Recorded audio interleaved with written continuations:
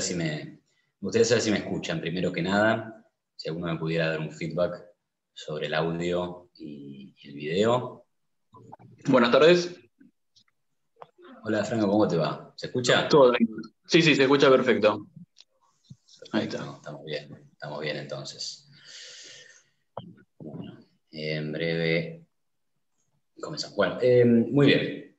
En breve vamos a esperar algunos minutos más por ahí a que ingresen más asistentes al aula. Tal vez unos 2 o 3 minutos. Después haré una presentación sobre nuestro expositor y también sobre el programa de maestría que está auspiciando esta charla, digamos, algo así. Y Nicolás, que es nuestro invitado de lujo, está minutos retrasado, así que, pero no más de 7:10 va a andar por acá. Porque además, si Nicolás dice que está retrasado, es que va a llegar 3 minutos tarde, no mucho más. Pero bueno, si me dan un segundito, esperemos entonces unos minutos y arrancamos.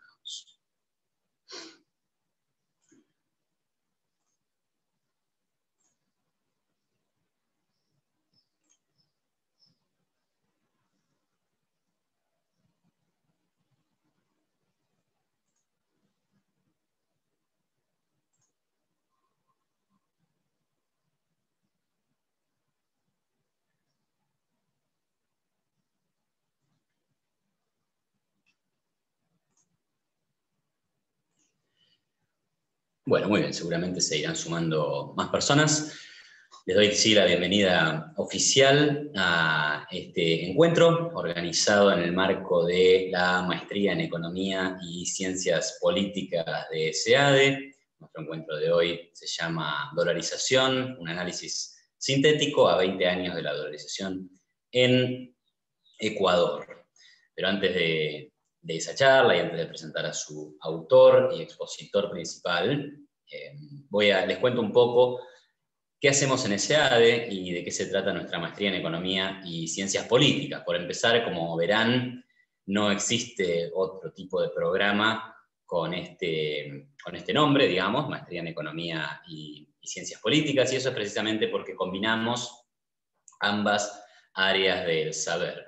En SEADE nos gusta decir que acá formamos economistas en ciencia política, pero también a hacedores de política en economía. A veces falta mucho, cada una de las ramas le falta a la otra, ¿no? Tenemos muchos economistas que, por ejemplo, plantean soluciones ideales, soluciones técnicas, que claramente son razonables y sólidas desde el punto de vista analítico, pero les falta entender a veces las coyunturas políticas, los equilibrios de poder, los intereses creados y demás, ¿no? Y por otro lado, creo que el caso más clásico es que hay una abundancia increíble de diputados, legisladores, asesores e incluso funcionarios y ministros que tal vez entienden mucho de política, entienden mucho de cómo construir poder, pero les falta mucho de economía. ¿Y qué quiere decir que les falta mucho de economía? Bueno, la lección más básica de la economía es que existe la escasez, ¿no? Y hay un chiste que dice que la lección número 1 de la economía es que existe la escasez y la lección número 1 de la política es olvidar la lección número 1 de la economía. Entonces, en este marco, nos gusta formar alumnos que en el caso de que se quieran dedicar a la política, entiendan de qué se tratan las restricciones que la ciencia económica le impone a ese deseo y esas buenas intenciones de resolver los problemas sociales que tiene la Argentina, pero bueno, tantos otros países también padecen, ¿no? En este sentido, la Maestría en Economía y Ciencias Políticas, que es un programa creado en el año 1993, busca formar precisamente economistas integrales. Nuestro programa está compuesto por materias de ciencias económicas, desde materias introductorias a la economía, como también materias que tienen que ver con la historia económica, la historia del pensamiento económico, la historia del pensamiento político, filosofía y, por supuesto, una amplia gama de materias que abordan a la ciencia política, desde la teoría del Estado, hasta cuestiones que tienen que ver más con la implementación práctica de políticas públicas concretas. Originalmente, esta maestría, que estuvo, fue recomendada al rector de la institución de ese entonces, que era Alberto Venegas Lynch, hijo, nada menos que también el fundador de la institución, y hoy un miembro destacado de la Academia Nacional de Ciencias Económicas, por ejemplo, y además profesor de nuestra maestría, orgullosamente lo decimos, fue sugerida esta idea por nada menos que James Buchanan, que era Premio Nobel de Economía, y que se llevó el Premio Nobel nada menos que por aplicar las herramientas de la economía, es decir, los incentivos individuales, la idea del homo economicus, el individualismo metodológico, aplicarlo también a las decisiones que se toman de manera colectiva o de manera conjunta, es decir, a las decisiones políticas. Y originalmente esta maestría estaba destinada principalmente a académicos, es decir, a personas que se fueran a dedicar a la vida de la investigación, a la vida de la docencia, ¿sí? A escribir papers y demás. En este último tiempo hemos ido ampliando ese espectro y hoy formamos economistas profesionales, asesores de políticas públicas, periodistas, personas que quieran trabajar en ONGs, ¿sí? Entonces hemos vuelto a la maestría un poco más práctica, un poco más, no solamente una cuestión académica e intelectual. Bueno, acá ya lo tenemos a nuestro disertante, pero bueno, para cerrar un poquito esta introducción, de eso se trata nuestra maestría. Cualquiera que esté interesado puede ingresar en la página web de SEADE y mirar un poco los contenidos, nuestros destacados profesores, y estarán invitados a formar parte de ella.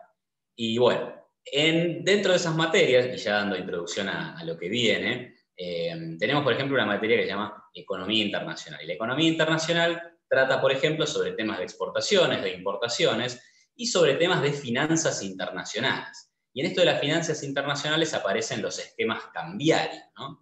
Entonces, ¿qué tipo de cambio tendremos que elegir? ¿Uno fijo, uno flexible? Y Argentina tuvo un sistema de la convertibilidad, ¿y qué pasa en Europa con el euro? Y en todas estas discusiones, obviamente, aparece la idea de dolarización, que no solamente aparece en la cuestión del tipo de cambio, sino también, obviamente, en un país como Argentina, con el problema de los altos y crónicos niveles de inflación. ¿No será una alternativa deseable dolarizar la economía y directamente abandonar la moneda y adoptar algo que conocemos que es estable? Bueno, algo de eso, o prácticamente eso, fue lo que pasó en Ecuador, y estamos ya a 20 años con bastante agua corrida debajo del puente como para analizar qué tal ha funcionado esta experiencia, ¿no? Y para eso, qué mejor que tener acá a Nicolás Kachanowski, que Nicolás Kachanowski es doctor en economía por la Suffolk University de Boston, si no digo mal. Y bueno, además en el pasado él se recibió de economía en la UCA y para nuestro orgullo se recibió de magíster en economía y ciencias políticas en SEADE. Luego se fue a los Estados Unidos, obtuvo su doctorado, su PhD en economía en Suffolk, y hoy se desempeña como profesor asociado en la Metropolitan State University de Denver. Una de sus especialidades como economista académico es el análisis de los sistemas y la teoría monetaria.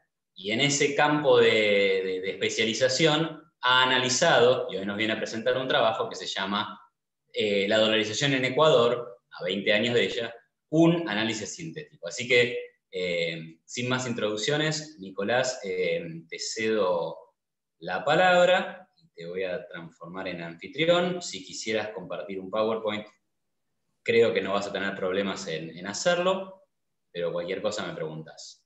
Y bueno, y después al final dejamos las preguntas, o bueno, vos nos dirás, pero yo de última modero preguntas al final. Hola Iván, saludos a todos. Primero disculpas por mi retraso. Es mi culpa, cuando agendamos el evento no me percaté del cambio horario aquí en Estados Unidos, pensando que era más en noviembre. así que vengo corriendo de dar clase. Pero bueno, aquí estoy, voy a compartir un slide y empezamos. Recordame, Iván, ¿cuánto tiempo tengo? No, básicamente lo podés manejar, digamos. Okay. Yo pienso en algo de 30, 40, 45 minutos y luego preguntas, pero como vos lo veas. Okay.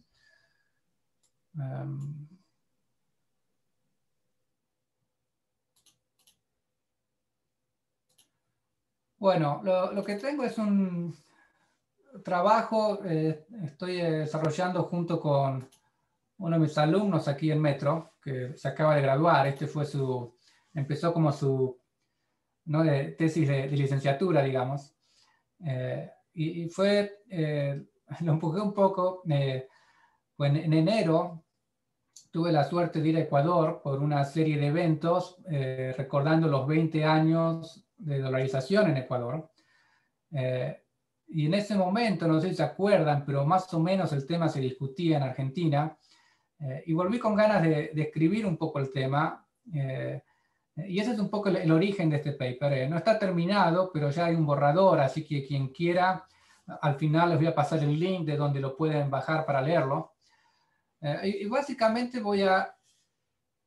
el paper tiene dos partes. La primera es un poco la discusión teórica, conceptual, de si dolarizar está bien o no, si hace falta, etc.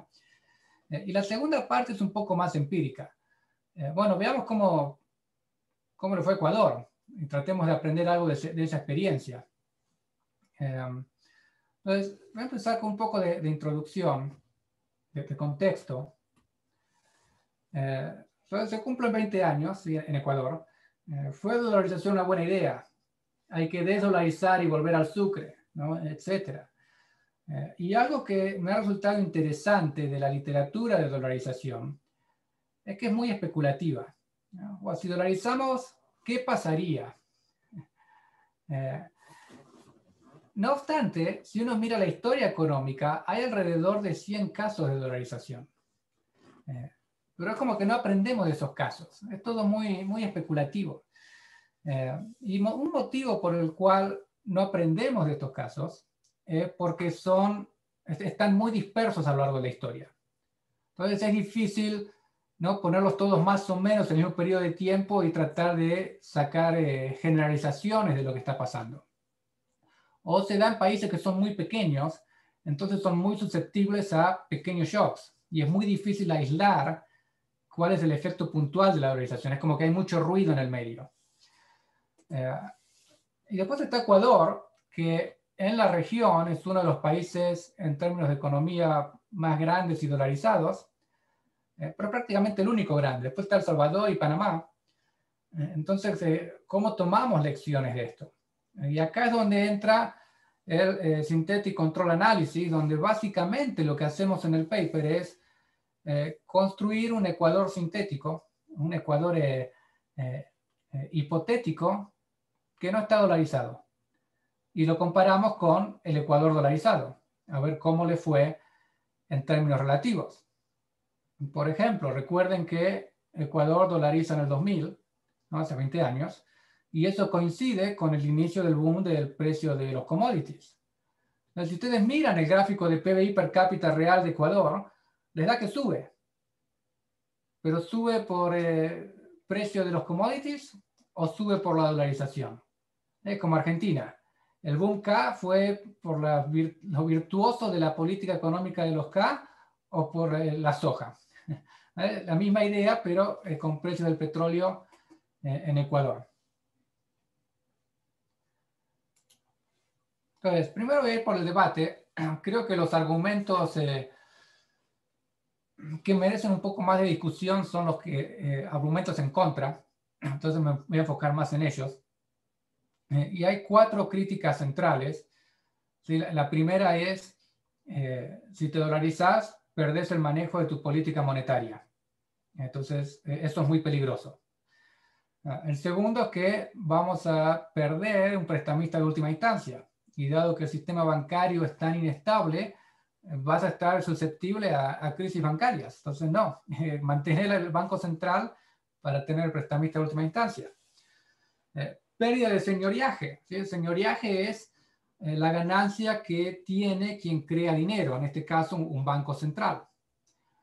Y el cuarto, que es, me parece, el argumento un poco más cuidadoso, más refinado, es, ok, bien, nadie dice que la dolarización es la solución a todos los problemas, pero estamos todos de acuerdo que entonces, para dolarizar hay que hacer también otras reformas. Por ejemplo, no eliminar déficit fiscal, etc. Y entonces, ¿para qué dolarizar? Es una especie de, como se dice en inglés, un catch-22. Las mismas condiciones que hacen necesaria la dolarización hacen que sea innecesaria. Entonces, no va a hacer falta dolarizar. Algunos de los beneficios. Bueno, se elimina el riesgo de tipo de cambio, ¿no? De evaluación, apreciación, porque no hay tipo de cambio. Es distinto de tener un tipo de cambio fijo. Pero acá no hay tipo de cambio porque hay una sola moneda. Es como decir, ¿cuál es el tipo de cambio entre Alemania e Italia? No hay. Usan el euro. Reducción de la tasa de inflación y su volatilidad. Este fue el principal motivo de la dolarización en Ecuador y es lo que se ve. Baja la inflación, baja la volatilidad. Reducción de tasas reales de interés. Esto es lo que sucedió en El Salvador. El Salvador dolariza por un problema de tasas de interés, no de inflación. Y al menos un incentivo en el margen a tener mayor disciplina fiscal. ¿Sí? Recuerden que el déficit se financia con monetización, deuda y en países de pobres instituciones, una X de otros. Bueno, ahora tus fondos de retiro son míos. Voy a nacionalizar el Repsol. Entonces, manoteas stocks o flujos porque no hay protecciones institucionales. Entonces, si no hay esta otra opción y eliminar la posibilidad de monetizar, la idea es que al menos en el margen incentivas a que el gobierno tenga el déficit y por lo tanto la deuda más sobre control.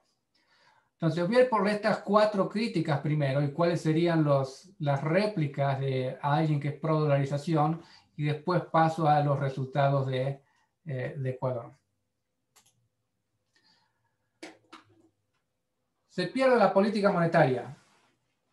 No podés manejar la tasa de interés o la oferta de dinero. Estás desprotegido ante shocks nominales externos. Es un desastre waiting to happen. Ese vendría a ser el argumento. La primera respuesta es que perder la política monetaria es la idea. Ese es el objetivo. Ya sé que estamos perdiendo la política monetaria. Ese es el punto. Respecto a Latinoamérica, ¿sí? Se habla del famoso fear of floating, ¿sí? De Calvo y Reinhardt. Países en Latinoamérica, en el ideal de un modelo simple, el Banco Central mantendría un tipo de cambio flotante, ¿sí? Como decían, ¿no? ¿Se acuerdan? Cambiemos cuando hablaba del tipo de cambio flotante. Entonces, si hay un shock nominal, el tipo de cambio se mueve, te absorbe el shock y listo, seguís. Pero los países en Latinoamérica suelen tener miedo a dejar un tipo de cambio totalmente libre. Entonces intervienen una administración sucia o tipos de cambio fijo. Entonces, ¿cuál es el beneficio que estás renunciando si vas a dolarizar? Porque no es que no es que sos independiente de lo que pasa afuera. Cuanto más miedo a flotar tenés, menos independiente es tu política monetaria. Entonces acá el argumento se reduce en la magnitud del miedo a la flotación libre. Y el tercer punto es, ¿no?, obviar una falacia del tipo nirvana.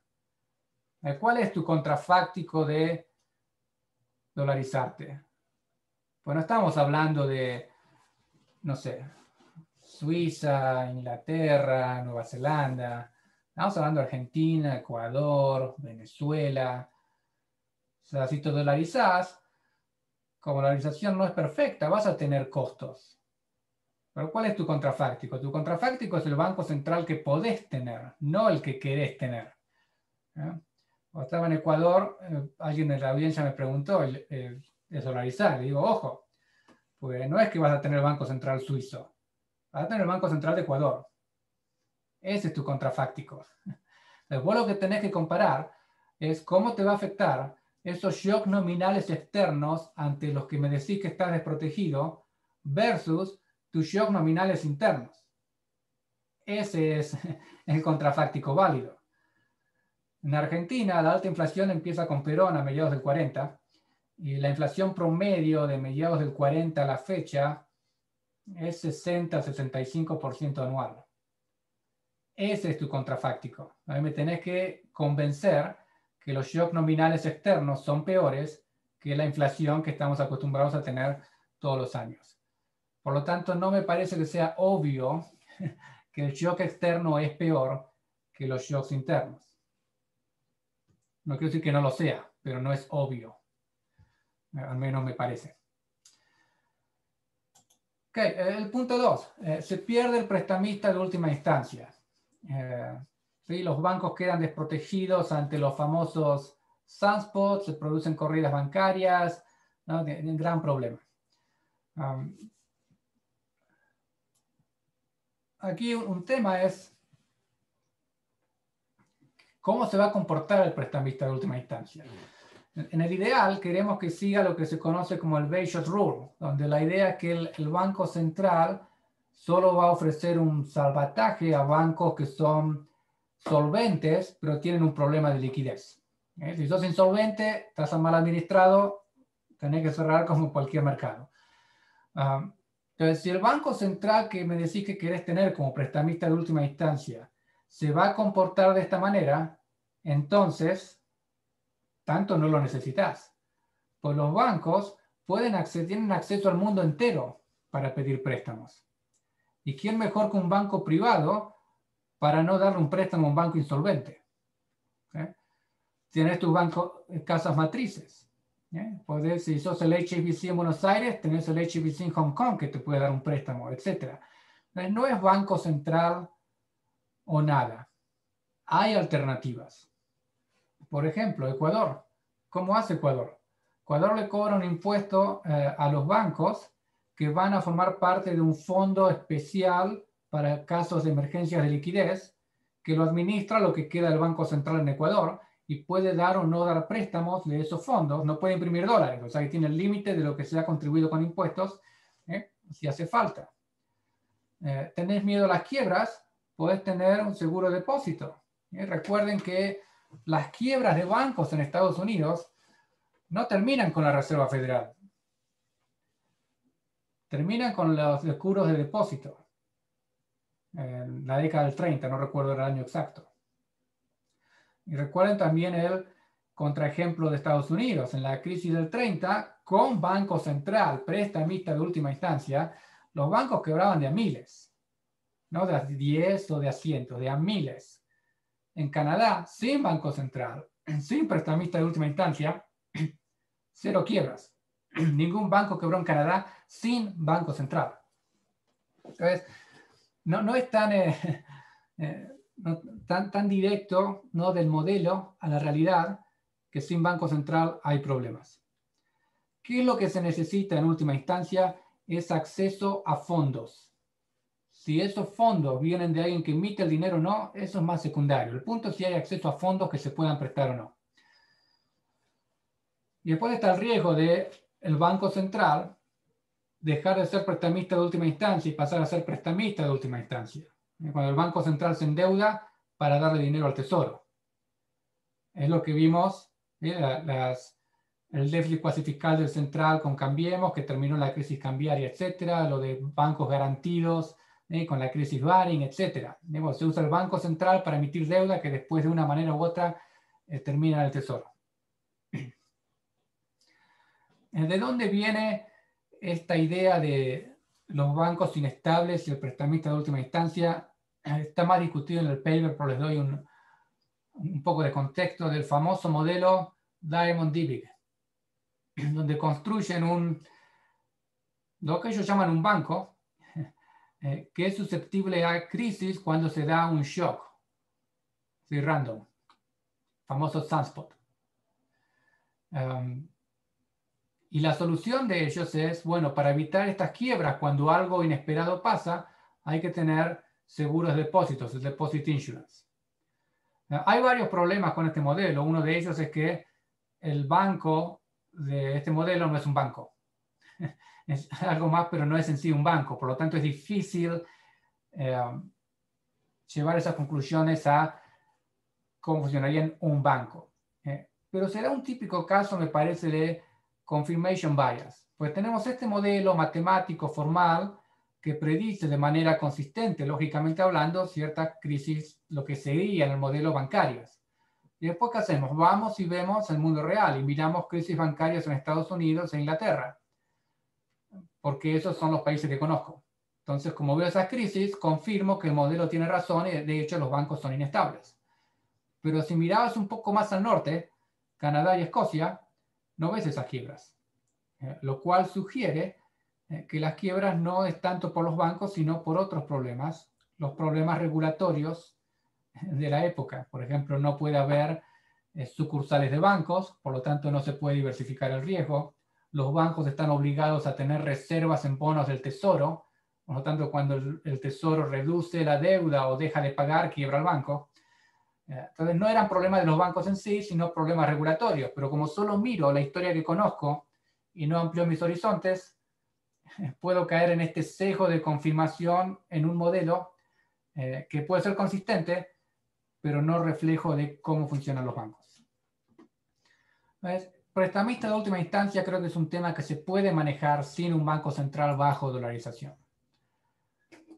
Señoriaje. Acá hay que tener un poco más de cuidado con conceptos. El argumento es, bueno, si te dolarizás y cerrás el Banco Central, dejas de tener el beneficio del señoriaje. ¿Qué es señoriaje? ¿Sí? Ganancia o pérdida que se produce por emitir dinero. Y como esto es un monopolio estatal, en definitiva, parte de los ingresos, al menos en principio, que puede tener el gobierno. En la época de la acuñación de moneda, ¿sí? El acuñador, el señoriaje, era, bueno, pago tanto para comprar oro, lo transformo en moneda y las vendo. Y la diferencia de comprar las monedas y el costo de operar la acuñación es mi señoriaje. Hoy día tenemos dinero fiat. El señoriaje es un poco distinto, pero es la misma idea. ¿Cuál es el ingreso por señoriaje? Lo que pensemos en el Banco Central de Argentina, ¿no? Estamos familiarizados. Lo que tenés en reservas, ¿cuántos dólares tenés? Los depositar, los hacer rendir a una tasa de interés internacional en dólares y los transformás a un tipo de cambio en pesos. Tenés unos costos de operación, que si queremos los podemos ignorar, pero después tenés un costo financiero. ¿Cómo producís esos dólares? Y ahora tenés emisión de deuda que paga una tasa de interés. Famosas LEBAC, LELIQs en Argentina. No es obvio que este número va a ser más grande que este. Creo que en Argentina se habla del déficit cuasi fiscal. De nuevo, estamos hablando de un país donde se discute dolarización, con muchos problemas, falta de confianza en la moneda. No es Suiza o Nueva Zelanda. ¿Ves? La tasa que vas a pagar no va a ser menor. Y cuanto menos el mercado te demanda tu dinero, mayor la tasa que tenés que ofrecer para que al menos temporalmente te la mantengan. Si además le sumás expectativas de devaluación, ¿sí? Si seguís la relación de Fisher, el tipo de cambio local es el internacional más la expectativa de depreciación, ¿no? ¿Cuánto se va a mover el tipo de cambio? Entonces, si se te empiezan a subir las expectativas de depreciación y no querés que se te dé vuelta al mercado, si el carry trade, que se te vaya el tipo de cambio, tenés que aumentar lo que pagas localmente, lo cual te reduce el señoriaje. El punto es que en el contexto de los países donde se habla de dolarización, el señoriaje no es muy grande. ¿Qué es lo que el gobierno está dejando de lado? No es señoriaje, es el impuesto inflacionario, que es otra cosa. Señoriaje es lo que el emisor de dinero gana porque lo que él produce el mercado lo demanda y lo puede ofrecer a un precio mayor que lo que le cuesta producirlo. Distinto es imprimo para darlo al tesoro. Eso ya es impuesto inflacionario. A ver. Esto abre dos salvedades. Primero, el impuesto inflacionario es un impuesto no legislado. No es claro que sea constitucional en muchos países. Pues quien decide cuánto pagarle al tesoro y cómo se va a gastar el dinero es el soberano, que es el pueblo. De ahí que las leyes fiscales, las reformas fiscales, etcétera, no solo tengan que surgir en el Congreso, sino en la Cámara de Diputados, que es quien representa a los ciudadanos. ¿Sí? Senadores representan las provincias, pero el soberano no es la provincia, es el ciudadano. Y la otra pregunta es, bueno, si lo que hay que pagar para dejar de tener esta locura inflacionaria es señoreaje, impuesto inflacionario, es una buena oferta. No es que dejas de recibir señoreaje y o impuesto inflacionario a cambio de nada. En principio es a cambio de una moneda estable. No es claro que sea un costo muy alto de pagar. Y recuerden, ¿no? El impuesto inflacionario es muy distorsivo, regresivo, no es el impuesto ideal, ciertamente no en estos niveles. Pero suponete que quieras mantener el señoreaje domésticamente hablando, en el país. Estás muy investido en el señoreaje, tiene que ir a Argentina. Esto de que Estados Unidos tenga algo de señoreaje porque nosotros usamos dólares, inaceptable. Bueno, implementa un sistema de banca libre basado en la moneda que te dolarizas, sea el dólar, el euro o la moneda que fuese, donde básicamente los bancos comerciales pueden emitir, ¿sí?, sus propias notas convertibles en dólar o lo que sea que esté dolarizado. Si esas notas circulan, ahora los bancos comerciales reciben señoreaje, emiten ese dinero, pero se quedan con los dólares que los pueden invertir y recibir un retorno de esos depósitos. ¿Es esto una locura? No. Sucede hoy en Irlanda, Escocia y Hong Kong. Hay lugares hoy en el mundo que tienen un sistema parecido a este. Señoreaje no le queda al gobierno, pero sí queda en bancos dentro del país. O sea que no debería ser una objeción, pues si no ya estamos hablando de una cuestión de recaudación impositiva. Entonces, cobra impuestos en vez de tanto señoreaje.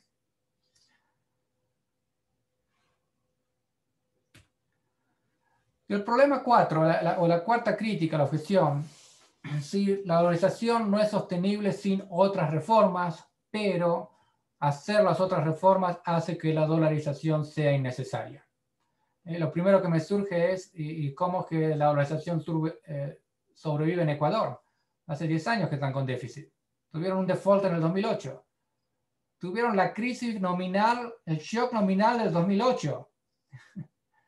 Y la dolarización ahí sigue. No sé si es tan claro que sin tantas otras reformas la dolarización no es sostenible.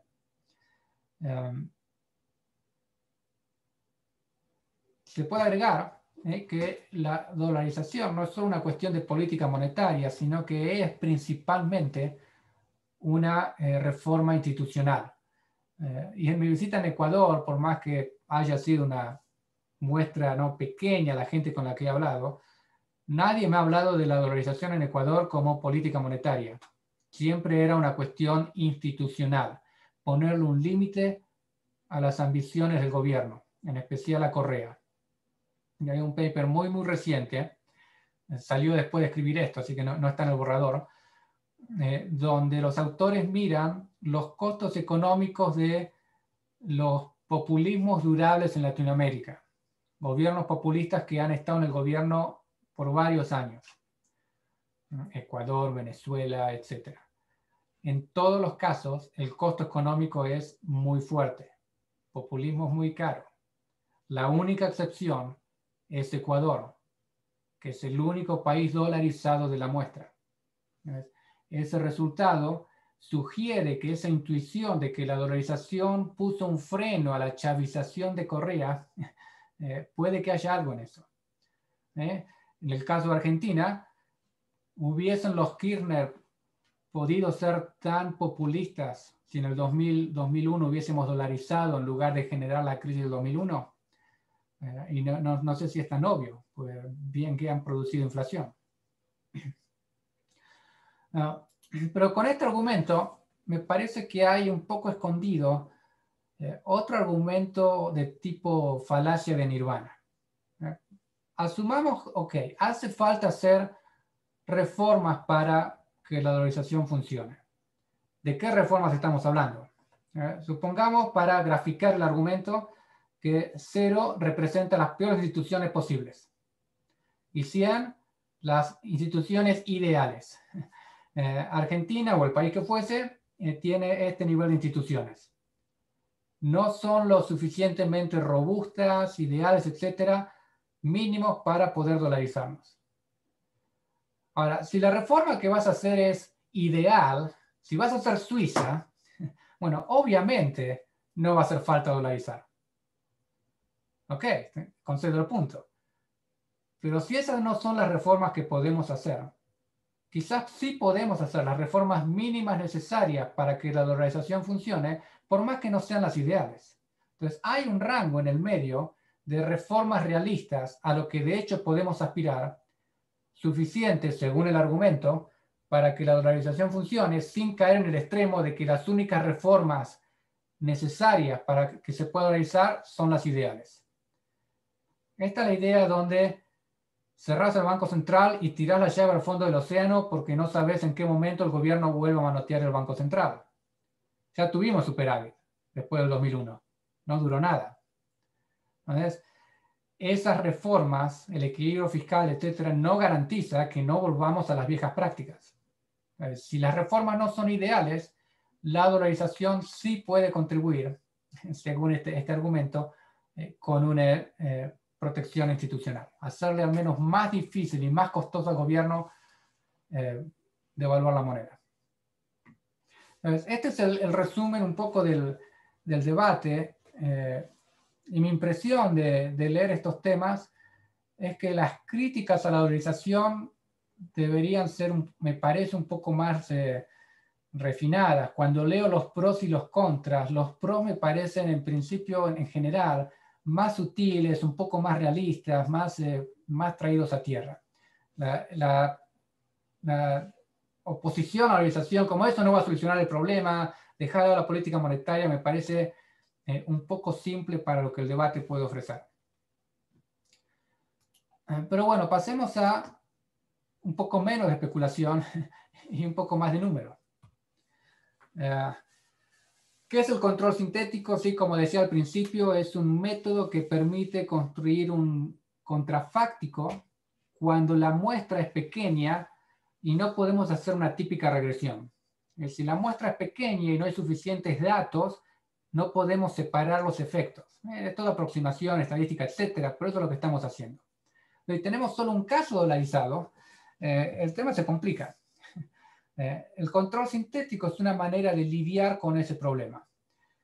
Básicamente la idea es, agarramos un grupo de países, los ponemos en una licuadora, los licuamos y sale un ecuador sintético, donde es, por ejemplo, 30% Paraguay, 40% Perú y 30% Brasil, por dar una idea. Para poder aplicar este método, necesitamos que el país que estamos mirando en la muestra, en este caso Ecuador, sea el único que tiene el shock. Es decir, el único país que se dolariza es Ecuador. El shock tiene que pasar en un único periodo, tiene que ser claramente identificable. Los países que se agregan al ejercicio tienen que tener características similares a la de unidad que está siendo tratada, ¿no? En este caso Ecuador. Y acá es un poquito distinto a una típica regresión, donde en principio queremos la muestra lo más grande posible. En este caso, como no estamos haciendo una regresión exactamente, lo que queremos es que la muestra sea lo más representativa posible, no lo más grande posible. Entonces, lo que estamos mirando son países de Latinoamérica, pues son los que esperamos que sean más parecidos a Ecuador que países de Europa o Asia o etcétera. Tenemos que buscar países similares. Y necesitamos, por supuesto, antes del shock, suficientes observaciones para poder construir el ecuador sintético.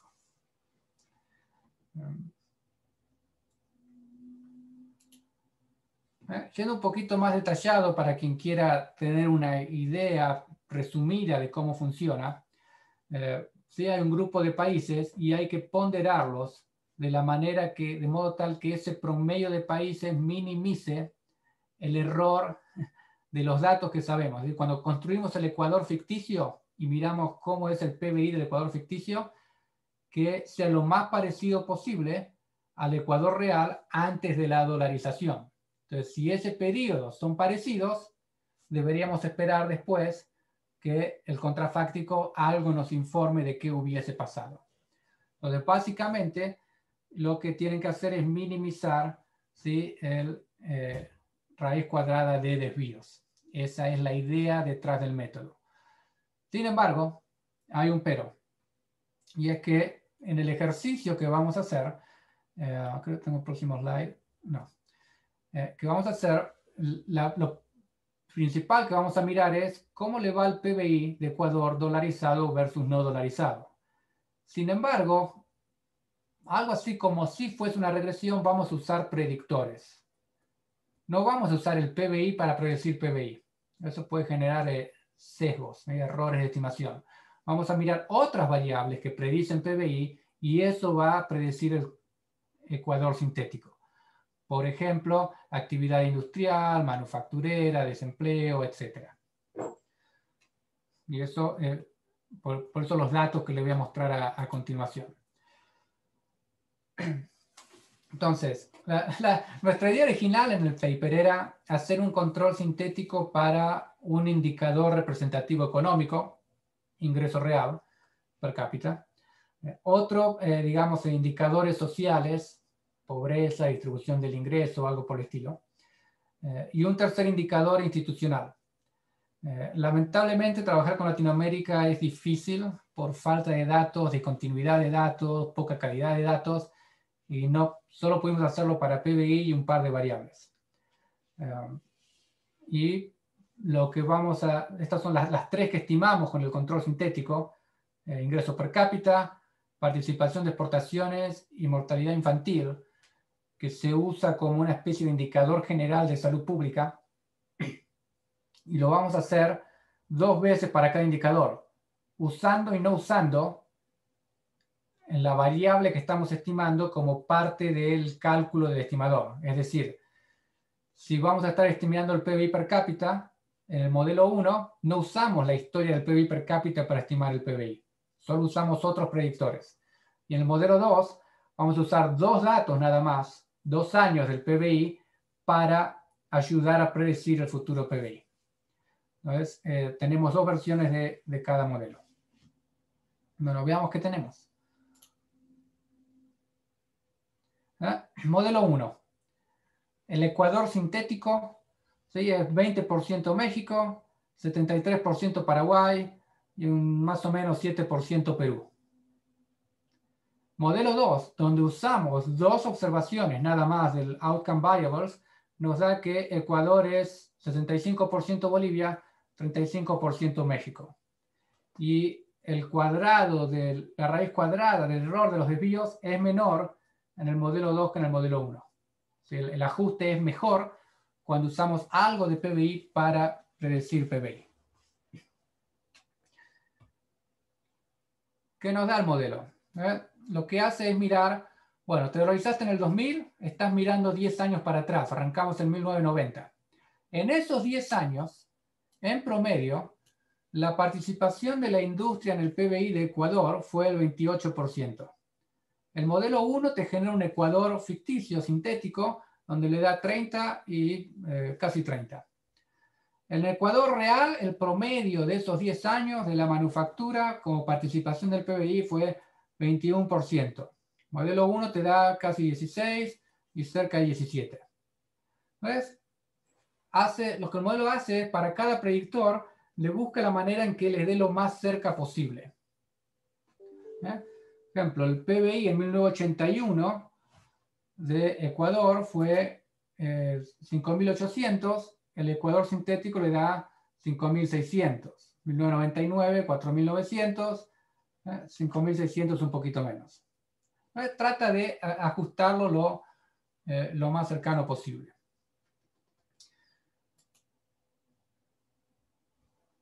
¿Cuánto cada predictor explica del PBI. Entonces, en el modelo 1 lo que tenemos es que el PBI del Ecuador sintético se explica un 46% por industria, un 52% por investment y lo que queda con las otras variables. Cuando agregamos solo dos datos del PBI, nos da que casi todo se explica con el PBI. Y dado que al menos esto puede generar preocupación de sesgo en algunos lectores, por eso ofrecemos los dos modelos y que cada uno elija con el que está más cómodo. Modelo 2, un ajuste más preciso, pero si tenés miedo del sesgo, puedes usar el modelo 1. Bueno, ¿cómo es el resultado?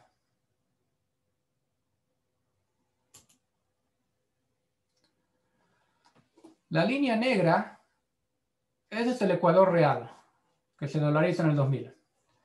Las líneas roja y azul son los modelos 1 y 2 del Ecuador ficticio. ¿Qué le hubiese pasado a Ecuador sin dolarizarse, dado que podemos crear el Ecuador contrafáctico entre 1980 y el 2000? Entonces, fíjense cómo en el periodo preintervención, ¿sí? Los Ecuadores ficticios siguen de cerca al Ecuador real y después de intervención se compara a ver qué pasa. Entonces, al principio le da que el Ecuador real está un poco por debajo del ingreso, pero lo supera. Fíjense el 2008. A pesar de la crisis del 2008, sigue por arriba del contrafáctico. Solo al final sucede algo donde Ecuador ahí pierde la tendencia. ¿Cuál es la magnitud de este desvío? Ambos modelos sugieren que para el 2010, entre el 2010 y el 2015, Ecuador dolarizado ha tenido entre un 10 y un máximo en el otro extremo de un 20% mayor de ingreso real per cápita de no haberse dolarizado. No es una diferencia menor, ¿no? Este es nuestro resultado principal, que más nos interesaba, ¿sí? Parece ser que la dolarización muy costosa no fue. Por el final del día lo que importa es el PIB per cápita, porque refleja el valor de lo que producimos, por lo tanto lo que consumimos o decidimos ahorrar y pagar impuestos. Participación de las exportaciones sobre el PBI, acá le da más bajo. No sé qué tan útil es este indicador porque es un ratio. Entonces, uno de los motivos por los cuales le puede dar más bajo, lo cual no necesariamente es malo, es porque el PBI crece más rápido. Las exportaciones se aceleran, pero el PBI se acelera más. Y quizás es lo que vimos en el gráfico anterior. Entonces, no sé en verdad cuánto informa este gráfico, pero lo tenemos en el paper y quería compartirlo. Y el último de este análisis así ficticio es el de mortalidad infantil, que en la literatura aparece como un indicador general de salud pública. Básicamente no hay cambios, lo cual sugiere un poco lo que queríamos mostrar al principio en nuestro ideal, es que la dolarización puede traer beneficios económicos, mayores ingresos reales, sin costos sociales, sin mayor pobreza, mayor distribución del ingreso, etc. Y en este caso, bueno, salud. Dado que no pudimos armar el sintético de estas otras variables, al menos mostramos gráficos puros lo que encontramos, donde quizás no informen tanto como una regresión completa, pero algo sugieren. Pues acá tenemos ahí está. Sería el tipo de cambio real y los términos de intercambio. El verde es el tipo de cambio real, ¿sí? Se ve el salto de la depreciación con la crisis, luego cae a valores precrisis, y esa apreciación de Ecuador por la dolarización, etcétera, fíjense qué casualidad, comienza en el 2008. Es difícil, no digo imposible, pero es difícil mirando el gráfico, concluir que la dolarización ha producido una constante apreciación de Ecuador. Fíjense la línea violeta, términos de intercambio, que básicamente es cuántos dólares podés importar por $1 de exportación. Fíjense la tendencia al alza. cae únicamente al final, error del 2014. De nuevo, es difícil decir que la dolarización produjo un deterioro de este indicador constante.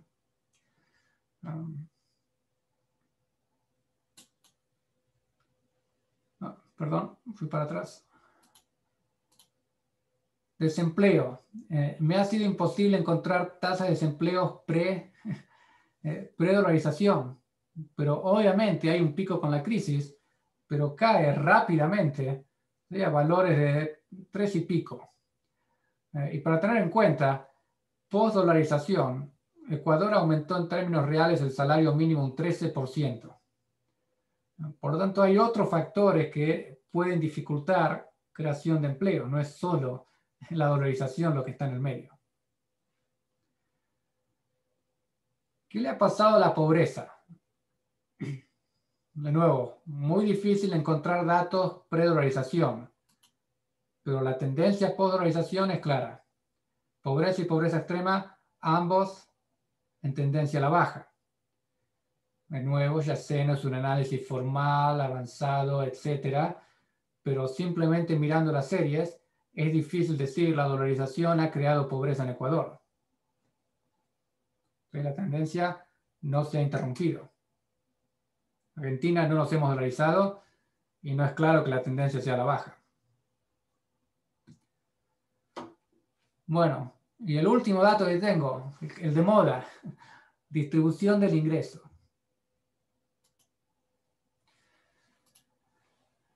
La serie más completa de Gini que he podido encontrar, predolarización, lo que muestra la serie. Es decir, si vamos a hablar, tenemos que hablar en base a los datos que hay, no a los que nos imaginamos. Es una leve tendencia al alza, lo cual sugiere peor distribución del ingreso. Postdolarización se revierte y eso sugiere una mejor distribución del ingreso. Por ejemplo, al estar dolarizados y disminuir la inflación, mayor proporción de familias con medianos y bajos ingresos tienen acceso a instrumentos financieros, inversiones, etc. Cuando hay alta inflación, generalmente quien se puede proteger en ese escenario es quien ya tiene altos ingresos. Un ejemplo de cómo una dolarización puede ayudar más a quien más lo necesita. Y el dato lo presento por las objeciones, ¿no? Si se quiere, más de sectores de izquierda, progresistas, socialistas, etcétera, donde un mayor ingreso va a producir una peor distribución del ingreso. Obviamente se abre toda una discusión de cuál es la distribución del ingreso óptima y por qué. Pues no necesariamente que el Gini suba o baja es malo y bueno. ¿Cuál es el óptimo y por qué? ¿No? Pero dejando esa discusión de lado y tomando el típico argumento de más Gini es peor, menos Mini es mejor. Bueno, es lo que el dato que podemos ver muestra. Entonces, para concluir y hacemos preguntas, debate, lo que haga falta, el debate de la dolarización me parece más complejo de perder la política monetaria. Sí, obvio, ya lo sé. Hay mucho más por discutir. Y lo que queremos hacer con este paper es, usando un poco el caso de Ecuador, tratar de empujar la discusión un poco más hacia lo empírico, qué es lo que pasa en los hechos, y un poco menos especulativo. Con la especulación vamos a debatir para siempre. Bueno, veamos cómo le fue al menos a Ecuador y tratemos de aprender de esa experiencia. Y de ahí que decía al principio, el debate de dolarización me parece, sobre todo las objeciones, requiere un poco más de fine tuning. No es tan sencillo como no hay banco central. Bueno, Iván, no sé cómo hacemos con preguntas, etcétera. Muy bien, muy bien. Bueno, muchas gracias, Nicolás. Realmente buenísimo, gran trabajo. Obviamente ahora abrimos a preguntas, lo veo ahí a Adrián Ravier, así que seguramente que también quiera comentar algo. Yo te haría 2 preguntas y obviamente cualquiera que quiera preguntar después puede escribir en el chat, por ahí sea una forma ordenada, o si no, simplemente decir yo quiero hacer una pregunta y le habilitamos el micrófono sin drama. Ahí en la comparación con el sintético, bueno, al final Ecuador como que termina justo toda la serie abajo de el contrafáctico 1, digamos, ¿no? Entonces, no sería ese como un argumento para los antidolarización de decir, bueno, mirá, por un rato nos ganaste, pero al final estás por debajo. ¿Qué dirías sobre eso? Y después te hago una como más general, o algo que me da curiosidad a mí. ¿Qué explicación le encontrás a que en Ecuador, efectivamente, a pesar de crisis y bueno, unos últimos años que no han sido muy buenos, de poco crecimiento económico y demás, el desempleo no se disparó tanto como se disparó el desempleo en la Argentina de los 90 y sobre todo a finales de los 90, ¿no? Porque un argumento en contra de la dolarización o de tener una moneda dura, como tienen los países europeos, por ejemplo, donde no pueden acudir a la soberanía monetaria, sería, mirá, la crisis es más difícil si tenés moneda dura, porque no podés devaluar, no podés inflar, no podés licuar salarios reales. Pero eso es muy distinto del caso de Argentina con el caso ecuatoriano. Acá sí que vivimos un desempleo que estalló y que estuvo por el 20%. En Ecuador no supera hoy el 5%, ¿no? Como ahí mostrabas vos. ¿Por qué esa diferencia? Primero sobre al final, ¿no?, de la serie. Podría usarse como argumento en contra, pero no sé si sería muy fuerte. Por lo que estás viendo ahí es que Ecuador en este año está bajo, pero no es un resultado acumulado. El acumulado te va a dar positivo, ¿no? No lo tengo acá en los slides, no recuerdo si lo tengo en el paper, pero me acuerdo haberlo visto. El acumulado te sigue dando que estás mejor dolarizado. El otro punto es que algo pasó ahí en Ecuador. Por lo tanto, en el principio, el análisis sintético tiene que terminar antes de ahí. Pues vos lo que haces es mirar el efecto de un shock. Pero si después hay otros shocks, empezás a ensuciar el análisis. Entonces es una de las partes en el paper que todavía no hay que explicar y desarrollar. Sobre desempleo, separaría shocks reales de nominales. ¿Cuándo un banco central puede hacer algo? Cuando hay un shock nominal. Cuando hay un shock real, hay un shock real. Si en presencia de un shock real el Banco Central quiere expandir, lo que va a producir es, sí, menor desempleo, pero mayor inflación a la que el shock real ya produce de por sí. Entonces ahí no hay escapatoria. No sé si sabría exactamente por qué en Ecuador hay menos desempleo que en Argentina. Creo que la crisis de 2001 fue mayor a lo que han sufrido en Ecuador, quizás porque ellos han dolarizado y nosotros no. Entonces nos fuimos con tipo de cambio, licuaciones, especificación asimétrica, no hicimos de todo. No sé si el mercado laboral en Ecuador es tan inflexible como en Argentina. Y Ecuador creo que está más abierto al mundo que Argentina, que tiene que estarlo porque están dolarizados. ¿Cómo adquirís dólares? Si está dolarizado, los tenés que importar. ¿Vale? Tenés que exportar. Y hay otro punto que lo menciona John Cochrane cuando habla de la dolarización en Ecuador, y es que la dolarización funciona también como un buffer de protección al sector privado cuando algo le pasa al gobierno, por ejemplo el default. Cuando Ecuador defaultea, no generó tantos costos en el sector privado como cuando defaultea Argentina. Y el motivo es que al estar dolarizados, argumenta él, el gobierno no tiene el incentivo ni la necesidad de ir a empezar a expropiar al sector privado, pues está dolarizado. Ahora, en Argentina van a buscar los pesos para buscar los depósitos en dólares, etc. El tema se vuelve más complejo. Entonces puede que haya algo de eso, ¿no? de separación un poco entre el gobierno y el mercado. No sé si me olvido de algún punto. No, está bien. Eran esas dos preguntas. Después te voy a pasar unos datos sobre el desempleo que tengo previos al 2000. Creo que en el Fondo Monetario están los datos de desempleo. Si alguien tiene datos para completar mis series, muy bienvenidos. Creo que hay. Bueno, aquí hay una pregunta de Diego. Adrián Ravier, no sé si andás por ahí y quisieras decir algo. Obviamente podés abrir tu micrófono y tu cámara también, ¿no? Adrián es director de la Maestría en Economía y Ciencias Políticas de SEADE, lo deben conocer. Acá dice Diego, me parece que esta pregunta excede un poco al paper, pero por ahí es interesante pensarlo. ¿Cómo era la cultura de ahorro de la gente antes de la dolarización? Me parece que está preguntando si ahorraban en pesos o en dólares. Es interesante saber eso, claro. De hecho, la dolarización en Ecuador fue una decisión de la sociedad, no del gobierno, similar a que es Argentina. Argentina es un país que está informalmente dolarizado y por lo tanto dolarizado a medias. No es que el gobierno dijo, vamos a dolarizar, denme los sucres, le doy los dólares. No, la gente ahorraba en dólares. Y el gobierno dolarizó entre la espada y la pared. Estaba la misión del Fondo Monetario en Ecuador, ¿no? Con el tema de la crisis, la deuda, etcétera. El Fondo Monetario se enteró a la mañana siguiente por los medios que Ecuador había dolarizado. Fue así de golpe la decisión. Pero fue un típico caso de bottom-up. El gobierno, bien o mal, evaluó que ya no había otra alternativa. Y si en algún momento pasa en Argentina, por lo que veo, va a ser algo así. Va a ser cuando ya no queda otra, se hace las apuradas, se hace incompleto, se hace mal. Y uno de los temas ahora en Ecuador, que la gente que quiere dolarización le dice al gobierno es, los problemas que mencionás no es por la dolarización, es porque quedaste a mitad de camino, te faltan hacer reformas. Desregula más, abrite más, baja impuestos y vas a ver que el tema camina. Y algo que quería mencionar,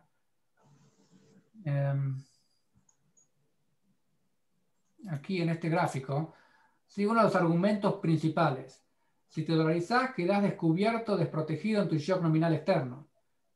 Si ese es el caso, la crisis del 2008 tendría que haber sido una crisis de dimensiones bíblicas en Ecuador. Y no lo fue. Y no solo tuvieron la crisis del 2008, además defaultearon en el 2008. El PBI real en Ecuador, en el 2009, ¿no? Por la crisis, cayó 1,y pico%. En Argentina, sin estar dolarizados, cayó el 6%. En Ecuador, al año siguiente, volvieron a tasas positivas. Muy bueno, Nicolás, gracias. Adrián. Sí, bueno, primero, gracias, Iván. Gracias, Nicolás, por estar acá, por acompañarnos de vuelta en SEADE. Es un placer tenerte y más para mostrar estas investigaciones que Argentina necesita tanto. Y bueno, tuve que entrar unos minutos más tarde, no sé si hiciste referencia al inicio, pero tuvimos la suerte con Nicolás de estar en Ecuador en enero, invitado justamente para hablar de los 20 años de dolarización.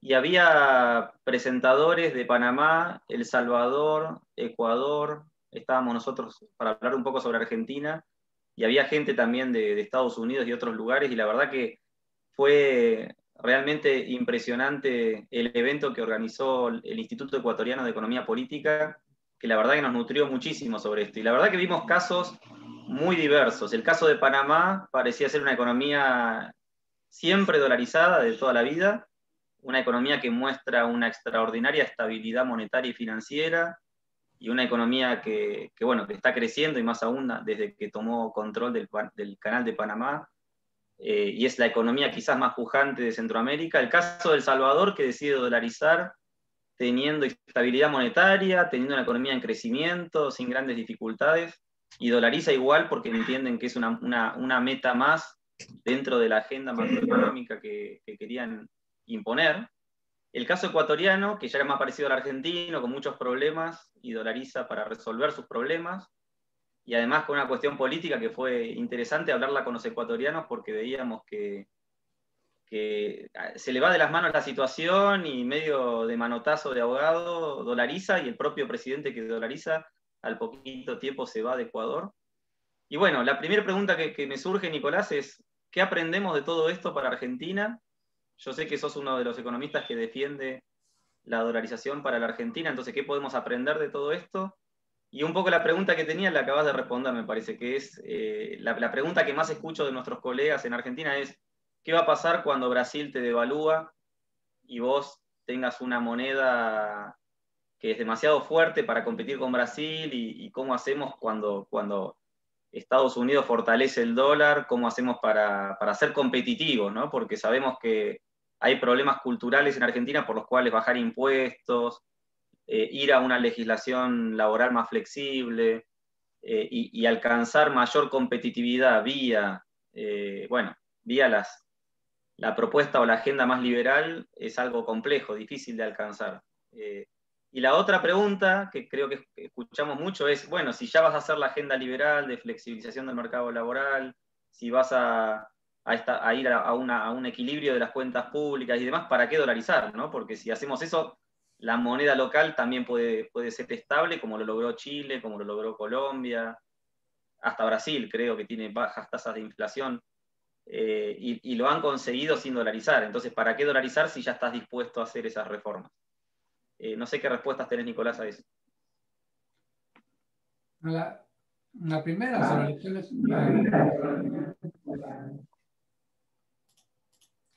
lecciones a aprender, creo que dos. Una es el debate de dolarización no es tan simple como decir, pero dejar de tener Banco Central. Hay argumentos más refinados y cuidadosos. ¿Sabes? Me parece que el debate de dolarización en Argentina, mi impresión desde quienes se oponen, requiere un poco más de cuidado. No es tan simple. Dos, en vez de ser tan especulativos de qué pasaría si, bueno, veamos qué pasa en... Y el caso me parece más parecido que tenemos es Ecuador. Ponete, me preguntan, ¿no? Y bueno, pero si Brasil devalúa, entonces, ¿qué va a pasar? Y no sé, fíjate qué pasa en Ecuador, porque no han tenido las crisis que tu hipótesis predice.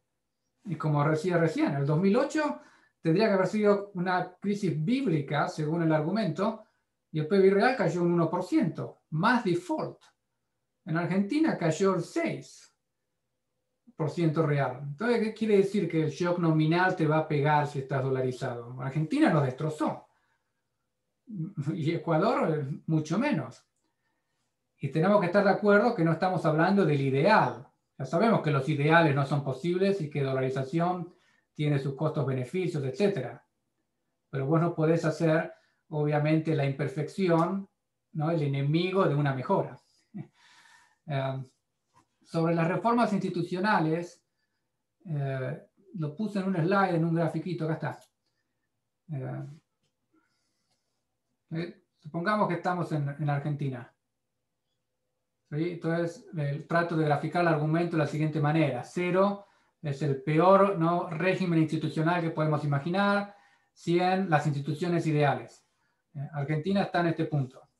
Entonces, el argumento es, si no hay otras reformas, la dolarización no va a funcionar. O primera reacción, Ecuador tuvo una década de déficit, default, crisis de 2008, Correa, y la dolarización sigue. No sé qué tanto hacen falta otras reformas, de qué estamos hablando. Pero supongamos que es el caso, que hacen falta otras reformas. Vos tenés dos tipos de reformas. Las reformas ideales, vas a dejar de ser Argentina y vas a ser Suiza. Bueno, obviamente, dolarizar ya no hace falta. Pero después están las reformas realistas, las mínimas necesarias para dolarizar sin que llegues a ser Suiza.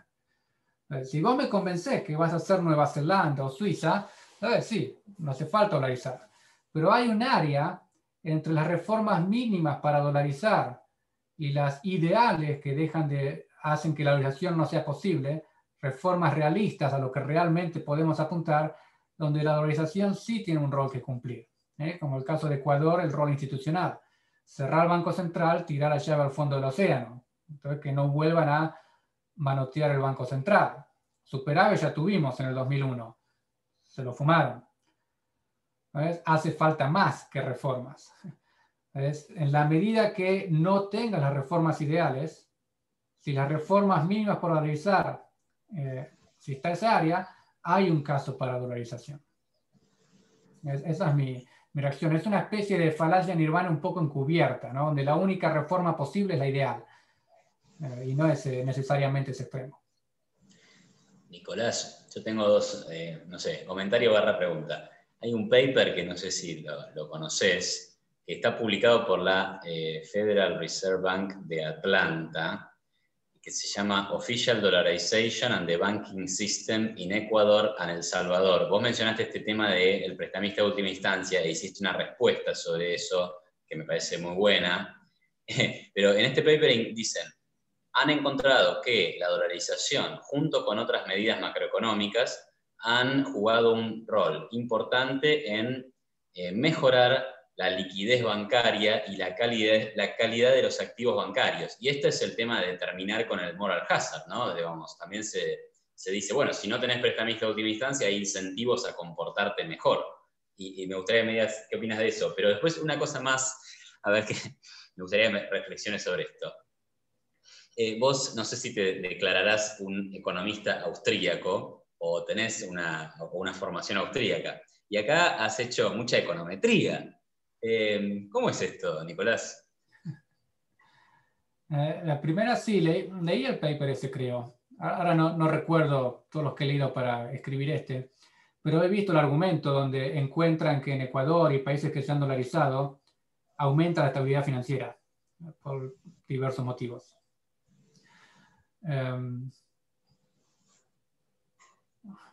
¿Cómo responder fácil la segunda? A ver, dos temas. Uno es, y esto es más interpretación mía, entiendo que otros lo pueden ver distinto, pero me parece que gran parte de la objeción típica que se conoce de los austríacos a la matemática es por el bagaje de positivismo empírico, donde hay que testear hipótesis, etc.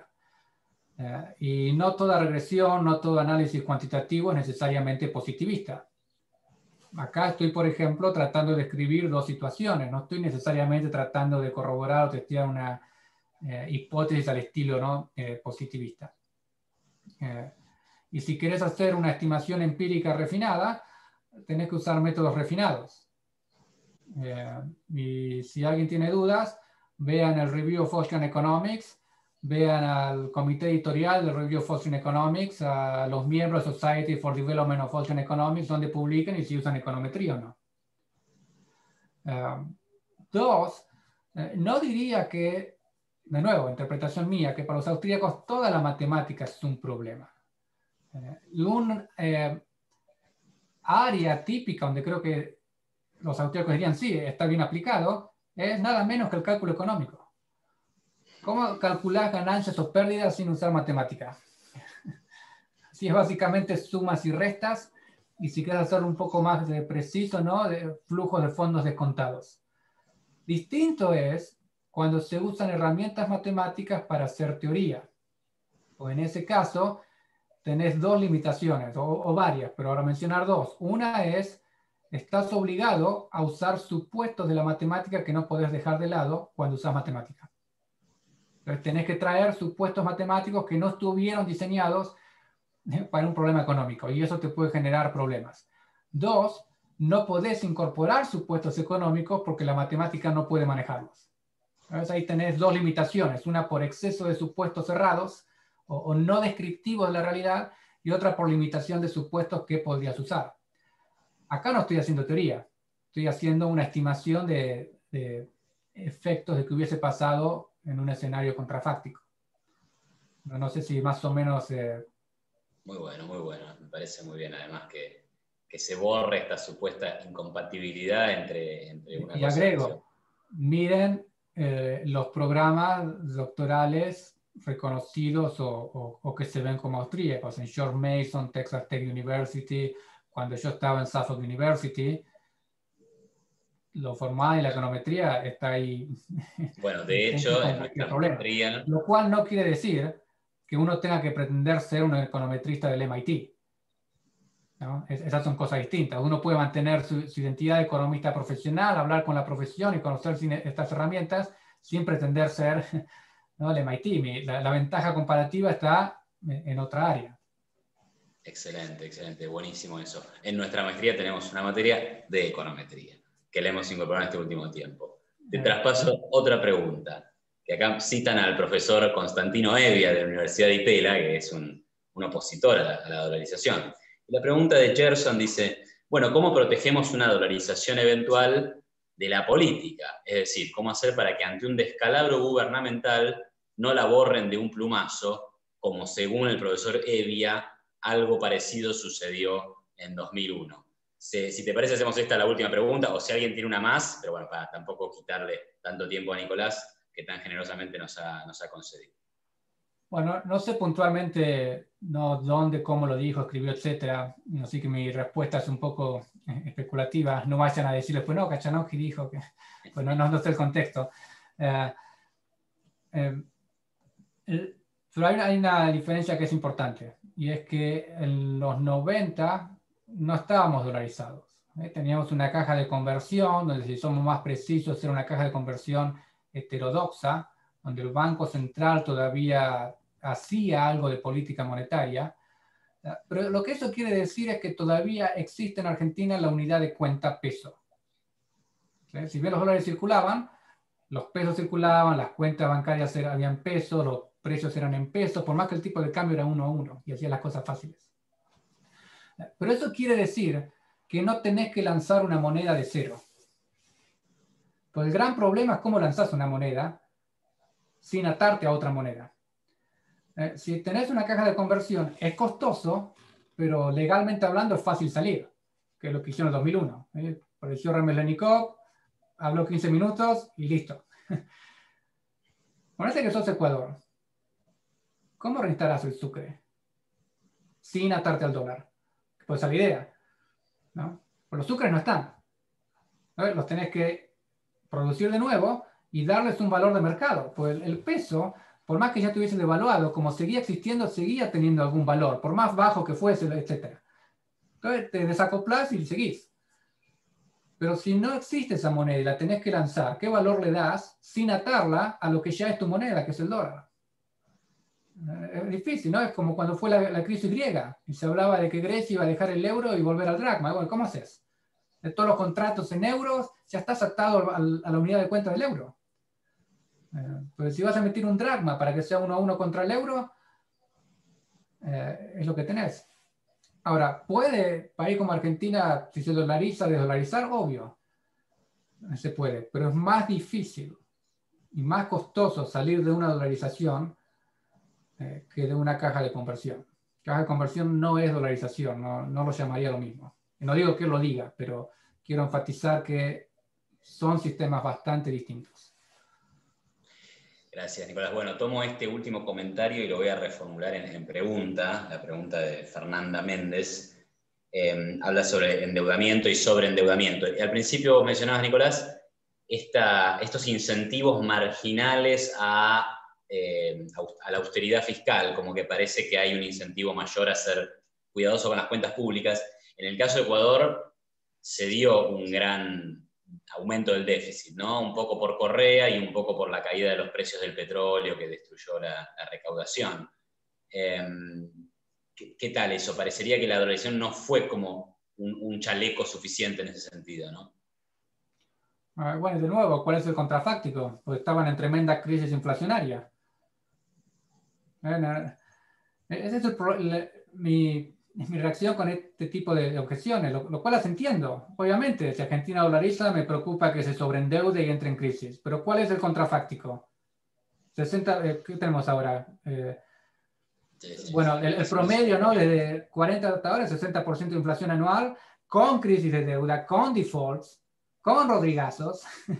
Entonces, no me parece, por eso digo, hay mucho de especulativo que en el fondo hace contrafácticos que no sé si son muy válidos. Entonces, lo que estamos tratando de hacer en este paper es poner un contrafáctico más con pies en la tierra. Excelente, Nicolás. Muchísimas gracias. Adrián, no sé si querés agregar algo más.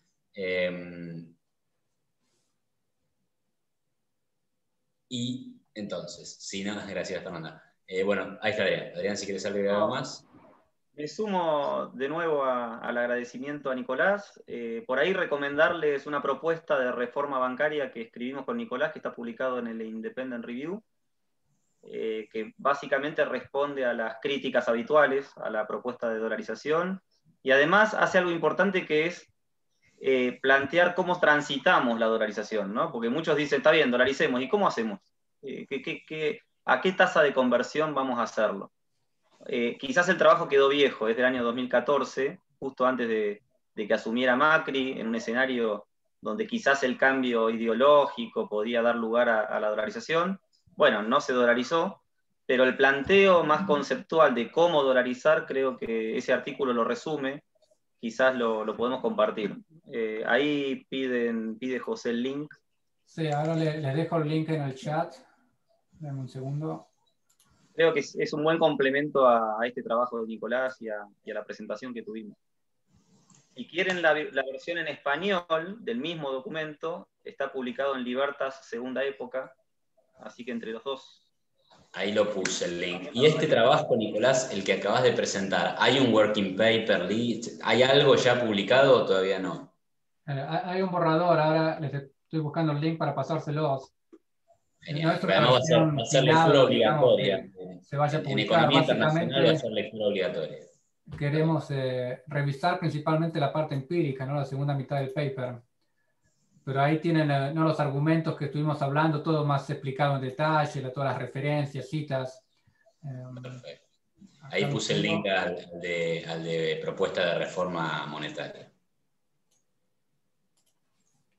Bueno, y el otro tema es que estábamos hablando justamente con Constantino Evia de tener un debate sobre dolarización, porque para los que no lo conocen, Evia es un doctor en economía de Chicago, una persona muy formada, y no es que es crítico de la dolarización desde una visión, digamos, nacionalista y demás, ¿no? Es otra crítica la que propone la dolarización, así que la verdad que es un debate que creo que vale la pena y seguramente en ESEAD en algún momento lo vamos a tener, y seguramente vamos a invitar a Nicolás a que participe del debate, seguramente en breve. Muy bien. Bueno, estimados, muchísimas gracias, Nicolás. Muchísimas gracias. Buenísimo esto. Y esto sí se va a subir a YouTube, así que bueno, estará disponible en el canal de SEADE. Adrián, buenas noches y bueno, muchas gracias nuevamente para todos. Hasta luego. Gracias, saludos.